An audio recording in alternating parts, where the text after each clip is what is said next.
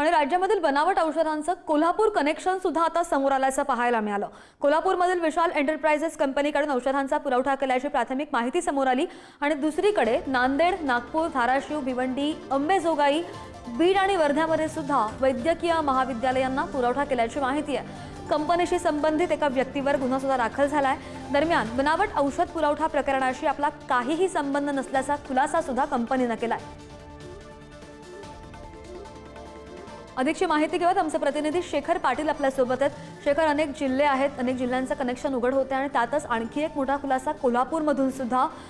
चौकशीची व्याप्ती कशी वाढते आणि यापुढची कारवाई कशी असणार आहे? श्रद्धा, अगदी बरोबर आहे। याची व्याप्ती जी आहे ती दिवसेंदिवस वाढताना पाहायला मिळते। त्या विशाल एंटरप्राइजेस कडून ही औषध जी आहे ती पुरवठा झाला होता।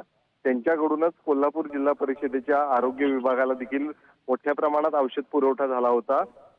मात्र या विशाल एंटरप्राइजेस कडून आमचीच फसवणूक जी आहे ती संबंधित डिस्ट्रीब्युटर कडून करण्यात आली, अशा पद्धतीचं खुलासा करण्यात आलेला। त्यामुळे निश्चितच आहे हे औषध नेमकं कोण बनवत होतं, ते नेमकं कुठून विशाल एंटरप्राइजेस पर्यंत पोहोचत होतं आणि विशाल एंटरप्राइजेस हे संपूर्ण अनेकांना हे औषध जो आहे तो पुरवठा करत होतं, ही माहिती मात्र अद्यापही मिळाली नाही। मात्र सध्या तरी या संदर्भात अनेक जिल्ह्यांमध्ये विशाल एंटरप्राइजेस यांच्यावरती गुन्हा दाखल झालेला आहे, ज्यांनी हा सप्लाय संपूर्ण आरोग्य विभागाला त्या ठिकाणी केलेला आहे।